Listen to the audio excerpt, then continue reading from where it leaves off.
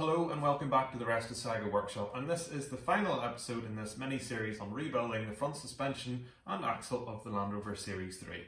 So without any further ado, let's get stuck in.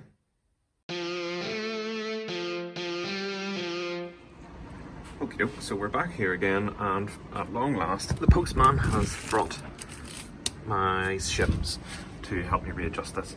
I left off in a previous video and I run out of shims, and with the Christmas post and COVID, good old excuse, I wasn't able to get the proper shims to get this fitted, and it's way too tight. Even for feel, you don't even need the fishing weight there to test that resistance. So a thick shim was too much, without the thick shim it was too little, so I've got various thicknesses of shims here, and I'm just going to pack it out and work out what works best. I'm not going to video this whole thing, it's pretty tedious, it's pretty self-explanatory. As I've said before, the more shims you put in, the more the pin comes out, the less resistance on the swivel. The fewer shims, the more the pin goes in, the more resistance on the swivel. So without further ado, let's get this corrected and move on, because I'm bored of this. I've just noticed the spare nut bolt must come from somewhere, but that's okay, I'll find that. Okay, so jumping on a wee bit on this side, don't want to completely repeat the video that I made with the other side, because obviously it's the same process, but I have finally got the shims worked out for the pin. These are all torqued up to the right torque. The bottom ones are. I haven't hammered over the lock tabs just yet. I have the retaining ring bolted on. I have the lock stop adjusted. I just need to put the brake pipe bracket on there. That'll be a wee job to do.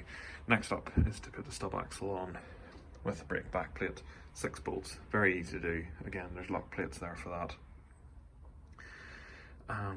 We smear of RTV sealant or Hylomar blue just to keep that oil tight, and that'll be another job done. Also got the shaft in as well.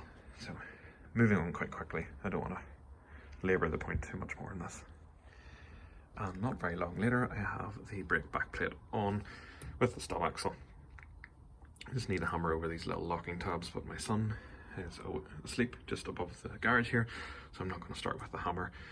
And then I'll put the brake shoes on, and then it'll be time to get the hub on with the securing nuts. I'll take you over actually now and show you the hub. I disassemble that, or I reassemble that off camera, and I'll show you what's involved in that. So this is the hub. Actually came up really nicely with the paint. These are the 5 studs that hold on the wheel, and then I've tapped in the 2 bearing races, so the outer and the inner you can just see down there. I initially tapped them in with the copper face of the hammer, and then just go around and tap them in with the hammer and a little punch, obviously keeping on the lip here and not on the bearing surface. In an ideal world you would do this with a press, but I don't have one. So the bearings are going to sit tapered roller bearings on the outside and on the inside, and then there's a seal goes on the inside as well. I have them just sitting there ready to go on. Really important to fill up as much grease as you can really inside there and make sure the bearings are well greased. Keep it all nice and clean before reassembly. Plenty of steps to go through in building these up. And then the freewheeling hub will be bolted on here, and I think I've finally figured out how to keep the axle from spinning whenever I'm tightening up the freewheeling hubs. So the pile of parts here is getting smaller and smaller as time goes on, which is great.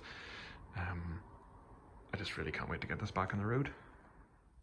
On a slightly interesting side note, just because of the thickness of those military type rubber gaiters that go around the chrome swivels, the bracket just needs thinned out a little bit along this radius, just because it won't fit on really. So I'm just going to use a file to file this down and slightly enlarge in these holes, just so there's a little bit more movement in the bracket and it'll fit over those rubber gaiters. These are not actually a genuine Land Rover part or even an OEM part.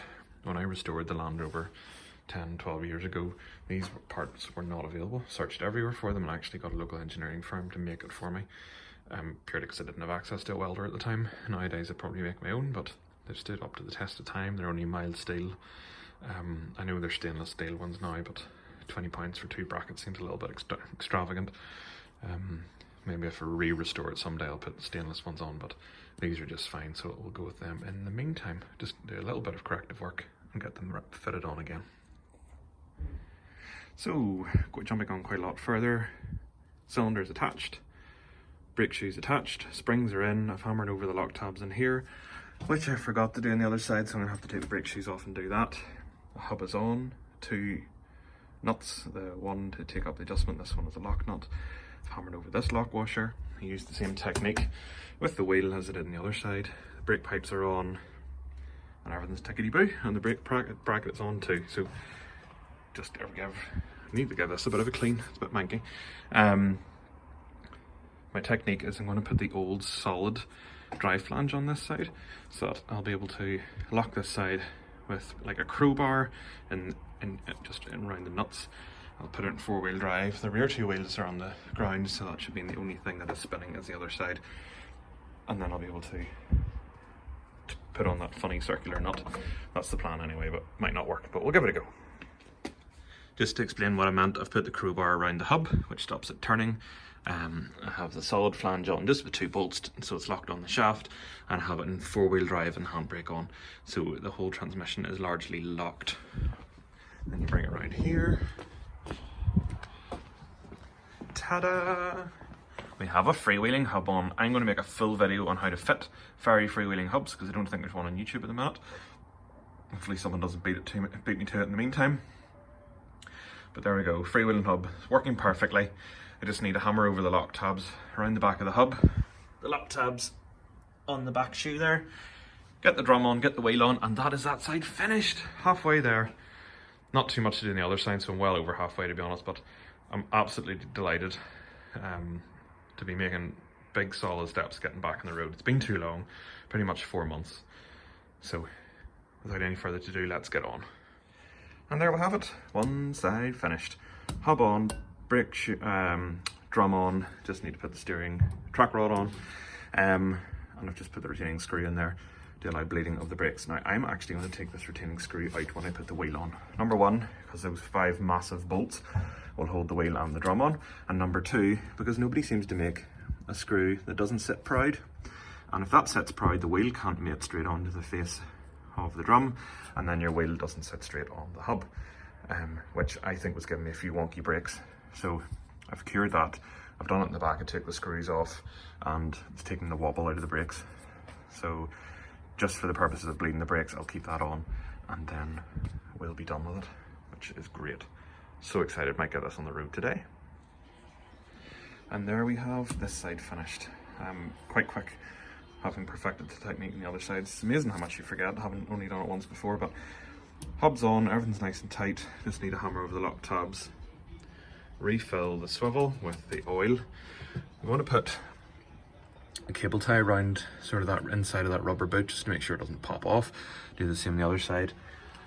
Have the steering links on and we're good to go actually. Just need to bleed and adjust the brakes and put the wheels on and take it for a test drive. So somewhat irritatingly, I forgot to hit record on the video. But you've seen it all before to be honest, because I did it in the rear suspension rebuild. Wheels back on, brakes bled, shoes adjusted both sides, and she's down off the axle stands. Ready for a test drive. Hasn't been on the road in 4 months, so the battery charge has been on overnight. Topped up the fluid, I've checked the oil, good to go. Unbelievable. Looks so good with those freewheeling hubs, they just look like they're meant to be there. Sitting a little bit high on the driver's side, but that's okay. It's meant to do that rather than the passenger side. Okay, so I'm back here, the Toylander's back in, and I've probably done about 200 miles of test driving at this stage, and I'm glad to report that it is going really well. The new springs are great, the ride is completely different. There's no more clunks or bangs. The steering, is of good weight. It's neither too heavy nor too light.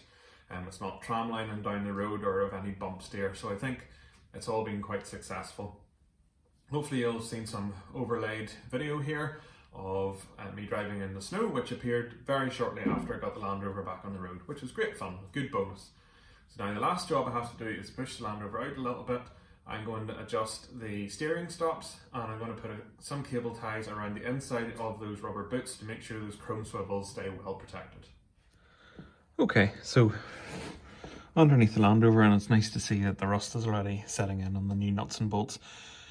What I've been adjusting is this little lock stop bolt, and you just ease off the lock bolt, and then this moves in and out as depending how much you loosen and tighten it, and it locks against this stop here.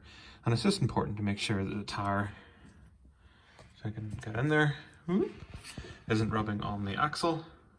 Sorry, the tire isn't rubbing on the chassis or on the bodywork, front or back. Sorry, it's not very well focused, but I'm in a bit of a tight spot down here. So I've done that both sides, and I've got a bit more steering movement. The next thing I'm going to do is put a zip tie or a cable tie around just the outside end of this rubber here, just to make sure it doesn't fall off or slip inboard. I don't think it will, but I just don't want it to, because it would be a real pain to push back out again. So just going to put a cable tie around the outside of this and make sure that the little ties are tucked in here and there's no sharp edges going to rub or wear on the rubber boot, because they were expensive. They're about £50 for the pair, and I really want them to do the job and protect the chrome swivels. Nice thing is there's no oil leaks apparent, which is great. That's for both sides, so winning. And there we have it. The zip tie or cable tie is on, and I've taken the sharp edges off, and it's just gripping on sort of the boss bit of the swivel there. I got it on as tight as I can. If it falls off, it falls off, but at least I've tried to keep it on. And I've checked the full range of steering movement, and it's not going to rub or catch anywhere. So worthwhile doing. And I think I'll wind up that video here. Well, there you have it, the end of this mini-series. It's gone on for quite some time, probably longer than I would have liked, but there's been a few life events, work and so on has got in the way. It's been really worthwhile doing. For once, and I think for the first time ever, the Land Rover now sits flat, and that for me is a major boost. It's now got the Fairey Free Wheeling Hubs, and I'm absolutely delighted with those. They're obviously a bit controversial, but I'm going to cover that in a separate video. The front suspension has completely transformed the ride and the handling, and the steering rebuild has changed that magnificently too. I'm really pleased with the results of this, and I hope you find it useful and interesting, and I've managed to maintain your interest throughout. Please give it the thumbs up. Hit the subscribe button down below. There's loads more videos coming, some of the Land Rover, some of the Morris Minor, the Toylander's coming too, and a few more bits and pieces in between as well. So until next time, cheerio.